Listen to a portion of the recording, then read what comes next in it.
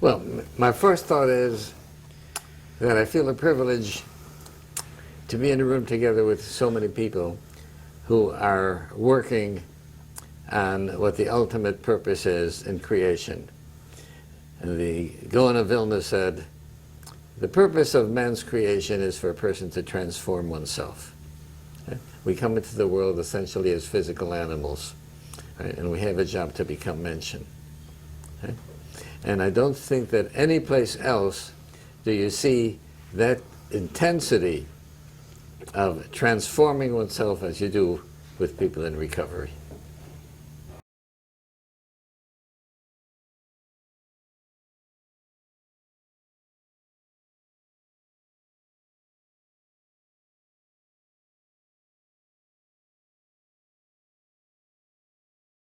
Well, I think that the reason that there's two aspects of it is that people who have some contact with addiction, whether they are themselves addicted or their family members addicted, will concentrate on what I've done with addiction.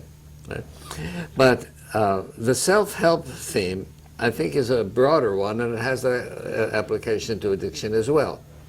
Because you see, what I've written about in terms of self-help is essentially, and I said one book in 60 different ways, is that a person should have an accurate self-assessment and self-awareness. And I think that what happens so often is that we have a negative self-awareness. There's the Gemara that says that every person has a Yetzer Hara, an evil inclination. And what the Yetzer Hara tries to do is to destroy a person. Right? And that without Hashem's help, he could never overcome that. Now, how does the Yetzer Hara seek to destroy a person? To break him down, to make him feel inadequate, to make him feel worthless. Right? And that's why what I've written about the importance of overcoming that crushing feeling and beginning to feel good about oneself. Right? And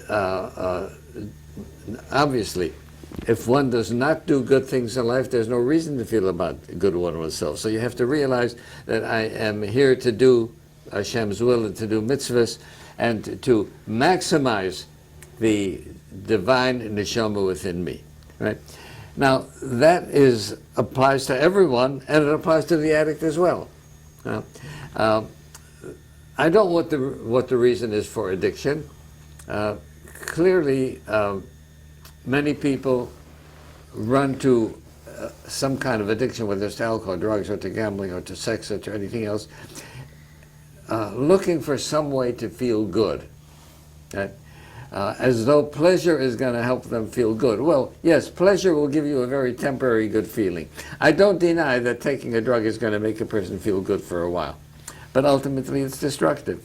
So I believe that the self-esteem is an essential part of recovery.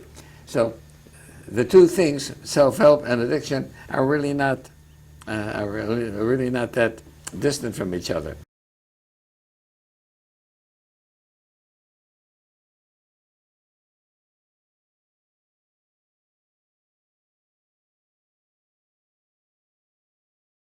Well, when it started off, first of all, my message fell on deaf ears, right? And nobody was interested in learning about it. But then what happened was we began getting observant Jews into treatment, right? And it was a trickle, right? But each one who recovered essentially became a messenger and essentially became an agent to help others recover. So it was rare, for example, to walk into a 12-step meeting and see somebody with a yarmulke, right? Well, now, I think that one yarmulke enabled another to come. So what we've had is the resistance started off very strong, and we've just been whittling away at the resistance, and we've made some significant progress. Not enough, but we made some significant progress.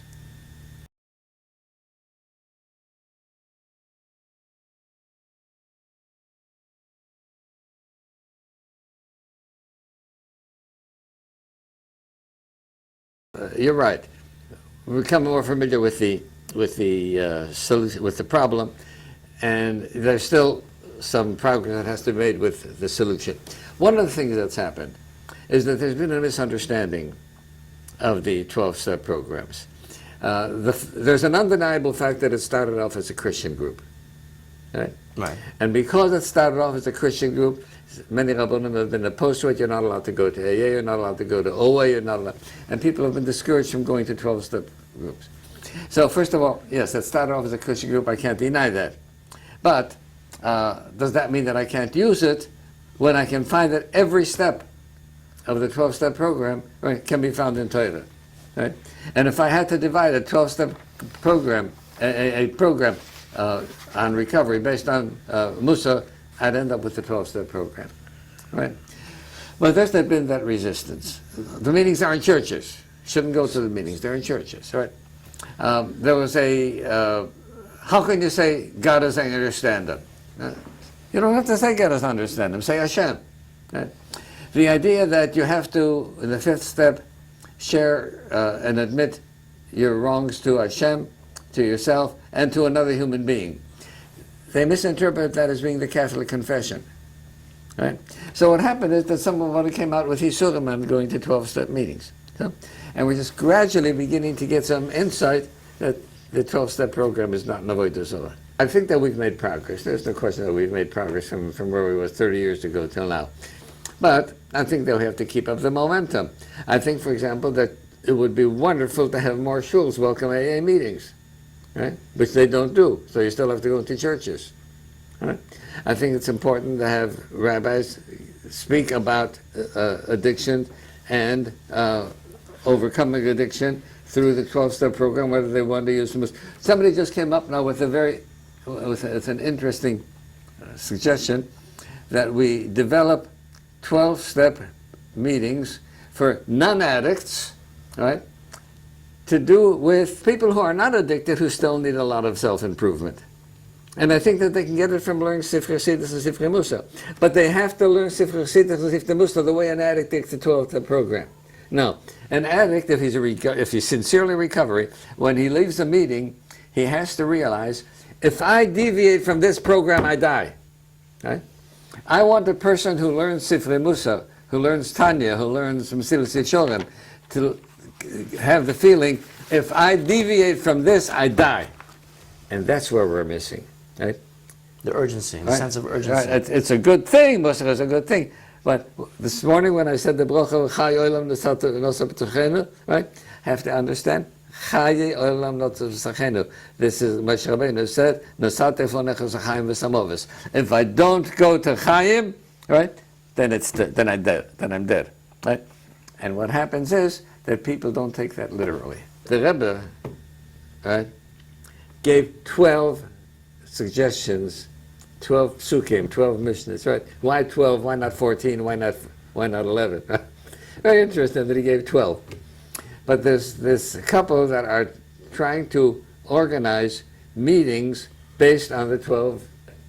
So I told that I'd try to help them with whatever possible, and we hope to make a video on that.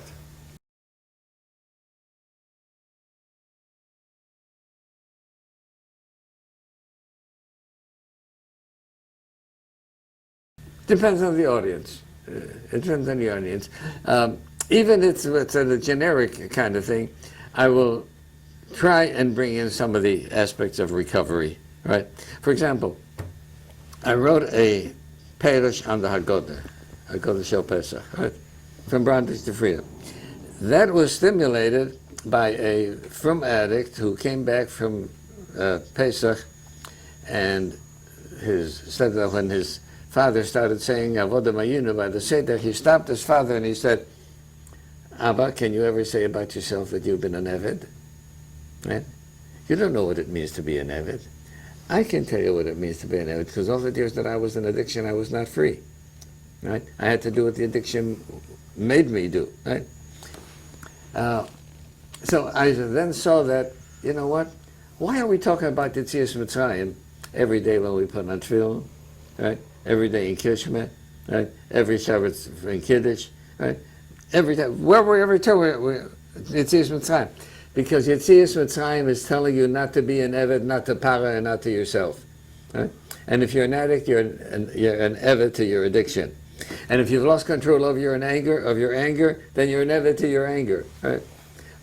And so even when we talk about generically, I just tried to bring out the ideas of that so many of us have addictions, if not to drugs or to alcohol or to gambling, that we have addictions to our character traits, right?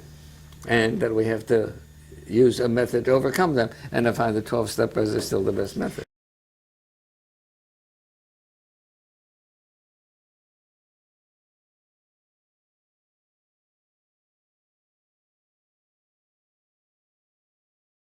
I think, as I pointed out, spirituality can stand independent of religion, but that doesn't mean that it's enough. Right? For example, one of the items of your spirituality is that there's a component of the human spirit that a person has the ability to look for a purpose in life. Right. What do you mean to look for a purpose in life? I have to have a goal and a purpose for my existence. Right. Now, how did the world come to be? Well, an atheist will say, no, there was no God, and nobody created the world. It happened billions of years ago. There was a freakish kind of thing or whatever, and the world came to being, and it evolved through billions of years. So what was the purpose of the world coming into existence? There was none. It was a freakish accident. You mean the world does not have a purpose? No, the world does not have a purpose. Then it's meaningless for me to look at what my purpose is in a purposeless world. Right? So spirituality means that you have to look for a purpose in life. And I don't see how you're going to find a purpose in life unless you say the world was created. Right? So spirituality can exist independent of religion, right? But it's going to be not enough because you're not going to be able to find the goal and purpose in life, which is one of the elements of spirituality, unless you accept religion.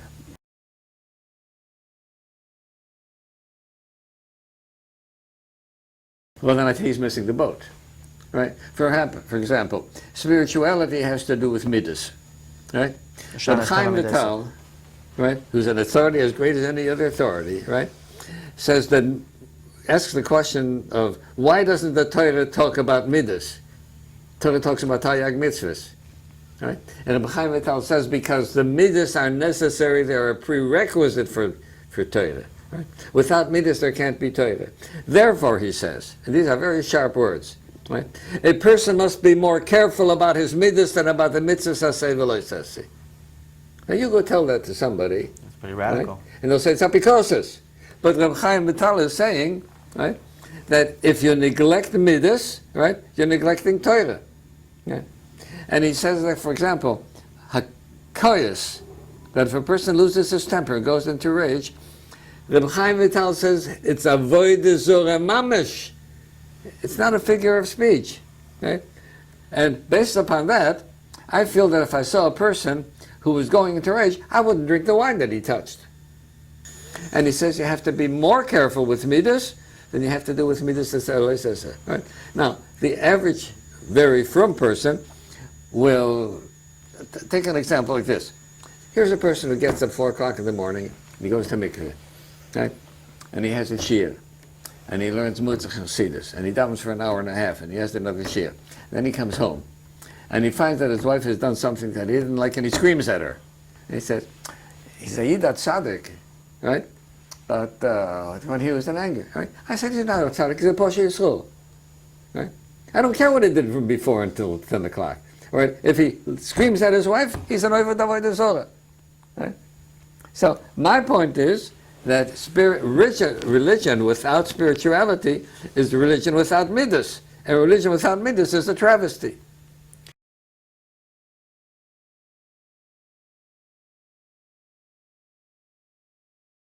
Well, first of all, I found that they have to get educated. They have to learn the facts. They can't be ignorant. And the only way they're going to get the real education is by going to meetings of Al-Anon and Nar-Anon where they have other spouses who've gone through similar things, right?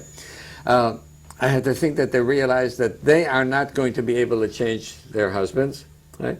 That they can do something about themselves, and hopefully a conducive environment is going to allow the person to make the necessary changes, but they can't control any. You can't control anybody except yourself, right? But that there is hope for recovery, that they will do what they are supposed to for themselves, that there's great hope that the spouse will follow through with the recovery program for himself.